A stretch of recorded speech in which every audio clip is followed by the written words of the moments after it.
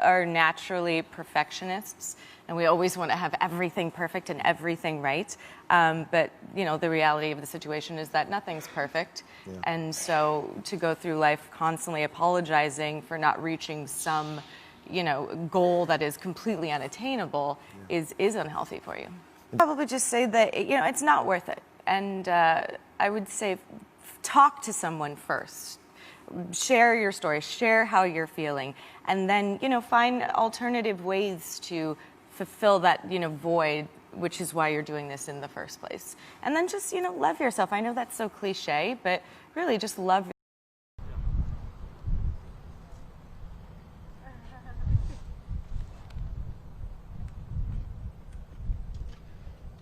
Good afternoon, everyone. I'm Captain Eric Busho with the Ventura County Sheriff's Office. This morning, we began day 6 of the search operation for Naya Rivera. And as you know, this morning, we recovered a body out of the lake. To provide some detailed information about this entire operation and an overview of what's gone on the last 6 days, I'd like to introduce Sheriff Bill Ayub, the Sheriff of Ventura County, and he will discuss this further.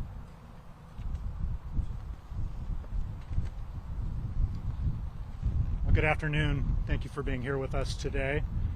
As you know, since last Wednesday, we've been here at Lake Piru searching for Naya Rivera, who was reported missing. Each day, we've utilized dozens of personnel on watercraft and helicopters with unmanned aerial systems and on shore, conducting a methodical and comprehensive search. Today, our search teams have recovered a body in the lake. Based on the location where the body was found, physical characteristics of the body, clothing found on the body, and the physical condition of the body, as well as the absence of any other persons reported missing in the area, we are confident the body we found is that of Naya Rivera. She was found in a northeastern portion of the lake, near the surface of the water. The depth of the water in that area is between 35 and 60 feet deep, and there's heavy brush and trees on the lake bed there. As you can imagine, it has been an extremely difficult time for her family throughout this ordeal. As fathers, mothers, sons, and daughters, our hearts are with them, and we share in their grief for Naya's loss.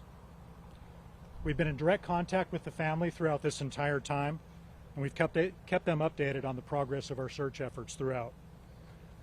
Our hearts also go out to Naya's many friends and fans who have been holding out hope for the best over the past few days. Detectives from our Major Crimes Bureau began working this case from the onset. Their work on this case revealed there was no indication of foul play and no indication this was a suicide. Moving forward, Naya's body is being taken to the Ventura County Medical Examiner's Office in Ventura, where an autopsy will be performed and a positive identification will be made through the examination of dental records. And just to share with you a recap of this incident and our response to it, on July 8th, 2020, last Wednesday, Naya Rivera came to Lake Piru and rented a pontoon boat at the dock. She and her 4-year-old son left the dock at approximately 1 p.m. and headed toward the northern portion of the lake. We identified specific areas they visited that day by looking at the shoreline features in the background of FaceTime videos when she was chatting with family members while out on the lake. We know from speaking with her son that he and Naya swam in the lake together at some point during their journey. It was during that time that her son described being helped into the boat by Naya, who boosted him onto the deck from behind. He told investigators that he looked back and saw her disappear under the surface of the water. Naya's son was later found asleep on the boat, which was adrift in the northern portion of the lake known as the Narrows, when a leasing agent searched for the watercraft which was overdue for return. The young boy was wearing a life vest when he was found, and he was wrapped in a towel. An adult-sized life vest was found on the boat. Several witnesses who were at the lake that day have been identified and interviewed by sheriff's investigators. There were 3 other rental boats on the lake that day. All of the people in each of those boats has been identified and interviewed. They had seen Naya's boat at different times and in several different locations during the window of time she was out on the lake. Those witness statements helped our teams focus their search in the northern and eastern portions of the lake. We received the call at 4:38 p.m. on Wednesday. Rangers at Lake Piru began searching the lake immediately. Our deputies arrived by 5 p.m., followed by one of our helicopters and an unmanned aircraft team, investigators, and a boat crew with divers. By early Thursday morning, we received assistance from several neighboring law enforcement agencies. Naya's family has expressed their gratitude to all those involved in the search efforts, and we would like to thank our partner agencies for their help in this search effort. Without their assistance, we could not have covered as large an area as quickly as we did.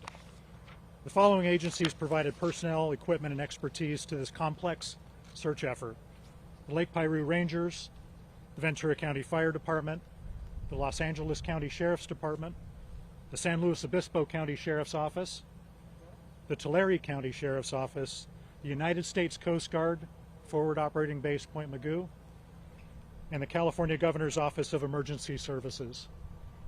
We also received support from Fugro Geodata Services.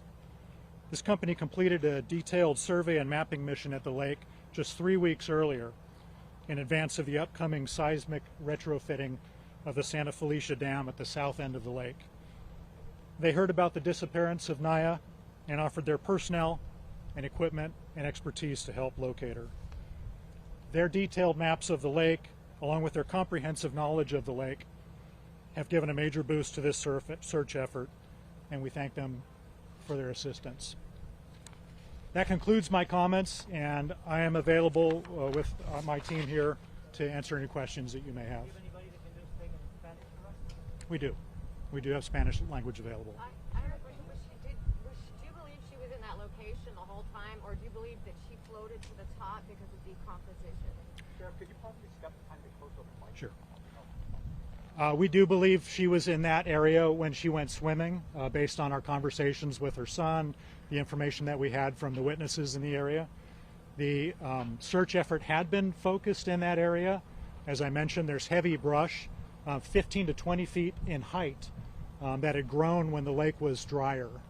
That was an empty canyon, tributary into the lake itself, and so you had a lot of growth that sprung up there. When the lake refilled with water, that growth remained and made it very, very difficult for divers, for our sonar operators, and for our searchers to search that area. We did focus on that area. We had our entire dive team scouring that area yesterday, and they were not able to find her.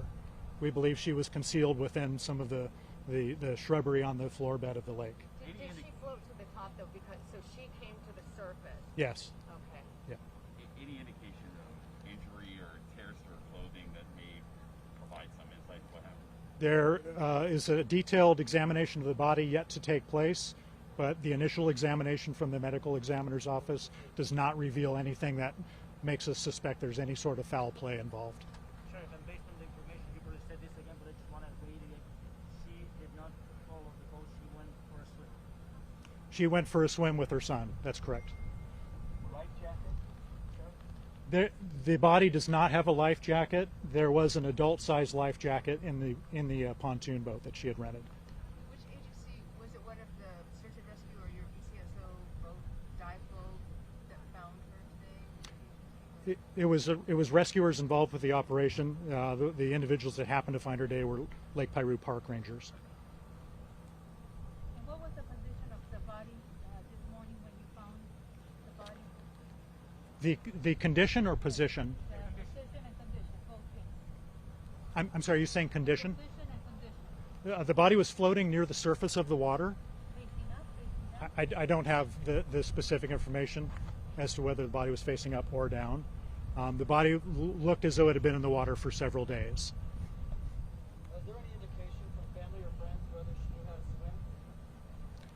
I don't have that information. Yeah, I'm sorry. What time did they find her again? I'm sorry, I know you said it. What time was it this morning? About 10 after 9. 10 after 9? About 9:10. So, Sheriff, the sign over there says no swimming. So is swimming allowed here or not? I know this is a lake, Swimming is allowed in this lake, and it's typically what we see at this lake is typically watercraft recreation. Not a whole lot of swimming, but it is allowed. That's right here at the pier near the dock. Can you tell us anything about her family's visit to the lake this afternoon? Her family's visit? Her family has been at the lake every day, holding out hope and communicating with our investigators and our staff. We've been in constant communication with them, and we've given them information before making it publicly available. And the visit today, we saw them leave the boat, believing it to be her parents. Yes, that's right. They were just taken out to see where she was found. Yes. The state of the body in terms of decomposition over the course of the last 5 days, how much does that the future autopsy? The medical examiner's trained and well prepared to examine bodies in various states, from burning to water damage to advanced decomposition. It does complicate things a little bit.